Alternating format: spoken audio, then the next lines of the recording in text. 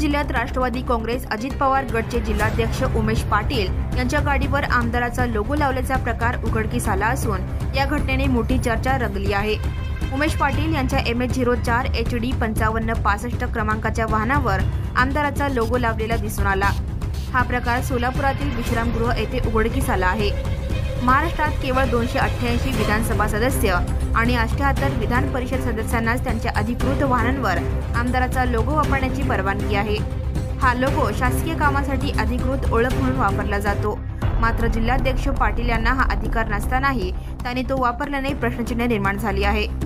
या घटनेनंतर स्थानिकांमध्ये चर्चेचा उधाण आले असून उमेश पाटील यांना हा अधिकार कोणी दिला असा प्रश्न उपस्थित केला जात आहे।